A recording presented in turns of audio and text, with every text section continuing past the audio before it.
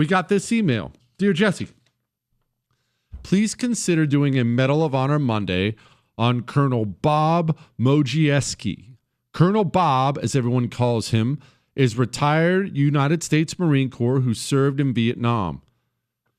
In 1968, he received the Congressional Medal of Honor from LBJ for his service as a captain in July 1966.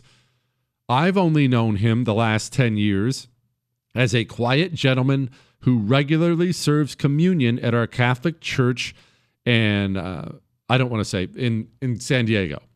For Memorial Day in 2016, our local San Diego Union Tribune ran this piece as their cover story for a bunch of these other stories on veterans and military service. His name is Eric. So, without further ado, let's find out what Colonel Bob did, shall we? Ready, aim, fire. Honoring those who went above and beyond. It's Medal of Honor Monday.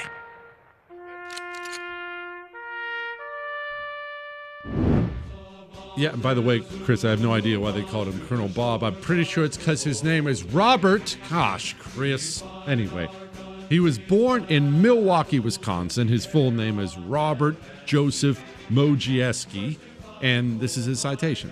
For conspicuous gallantry and intrepidity at the risk of his life above and beyond the call of duty, on the 15th of July, during Operation Hastings, Company K was landed in an enemy-infested jungle area to establish a blocking position at a major enemy trail network.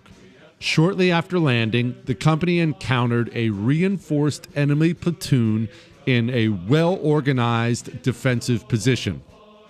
Major Modrzejewski led his men in the successful seizure of the enemy redoubt, which contained large quantities of ammunition and supplies. That evening, a numerically superior enemy force counterattacked in an effort to retake the vital supply area, thus setting the pattern of activity for the next 2.5 days. In the first series of attacks, the enemy assaulted repeatedly in overwhelming numbers, but each time was repulsed by the gallant Marines. The second night, the enemy struck in battalion strength, and Major Modrzejewski was wounded in this intensive action, which was fought at close quarters. Although exposed to enemy fire, and despite his painful wounds, he crawled 200 meters to provide critically needed ammunition to an exposed element of his command, and was constantly present whenever fighting was heaviest, despite numerous casualties, a dwindling supply of ammunition, and the knowledge that they were surrounded. He skillfully directed artillery fire to within a few meters of his position and courageously inspired the efforts of his company in repelling the aggressive enemy action. On the 18th of July, Company K was attacked by a regimental-sized enemy force. Although his unit was vastly outnumbered and weakened by the previous fighting, Major Modrzejewski reorganized his men and calmly moved among them to encourage and direct their efforts to heroic limits as they fought to overcome the vicious enemy onslaught.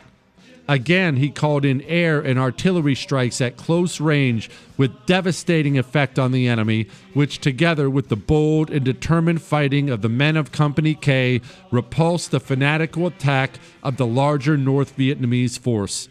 His unparalleled personal heroism and indomitable leadership inspired his men to a significant victory over the enemy force and reflected great credit upon himself, the Marine Corps, and U.S. Naval Service. What do you say, Chris? He just turned 91.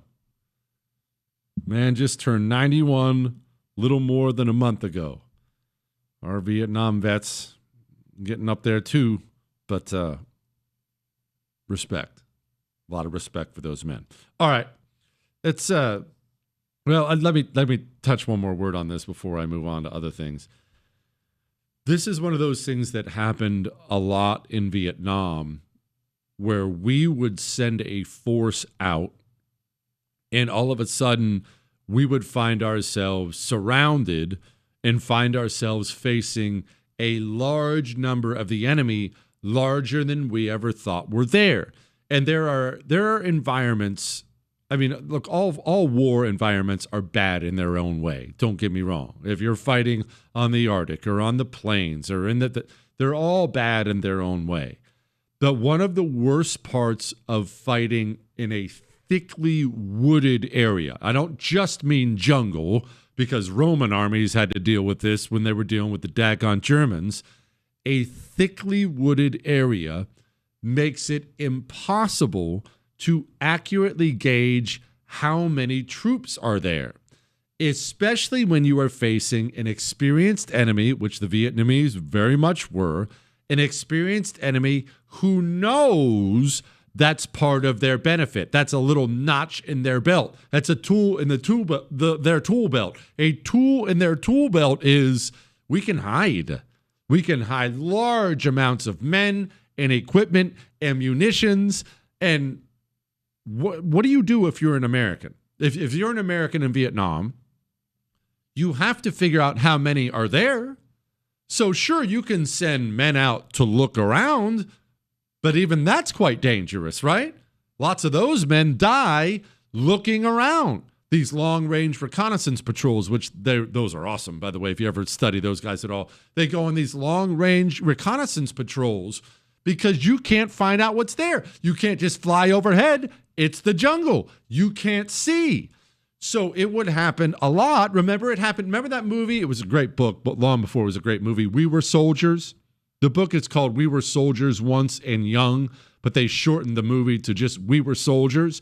It's that true story of a bunch of our guys, our helicopter troops, our cav troops landing in an area and not finding out till they got there that there was something like 10 times their number of enemy troops there. You didn't know till you got there because they were hidden in the mountains, in anything thickly wooded. You don't know. And the only way to find out is pick a number of troops and send them in. Hey, intelligence estimates say, well, how'd you get those estimates? Well, yeah, have fun when you ask that question. Oh, that's what intelligence estimates say? How'd you get that information? The answer to that is never as sophisticated as you think it is. Anyway, back to Vietnam. This is what we struggled with so much because Vietnam not only has jungles, it has mountains, and those are the two environments where you can hide things most easily. A jungle and a mountain, you can just stash mass quantities of men essentially in it and under it, and a lot of American troops died because of it. Because you showed up, you may be the superior fighting force, superior skill-wise, maybe superior weapons, but quantity has a quality all its own. When you and 100 men, when 200 men from your company land and all of a sudden you're surrounded by 2,000, you are in a great, great deal of trouble. And that happened to us a lot. Vietnam veterans, man, if you have one in your life, and most people have one somewhere in their lives, why don't you send them a text right now just saying, hey, thanks. Don't even have to make a phone call. Maybe you don't want to get trapped on the phone. Maybe the Vietnam veteran in your life was a phone trapper. Maybe you don't want to get trapped on the phone. Send them a text message.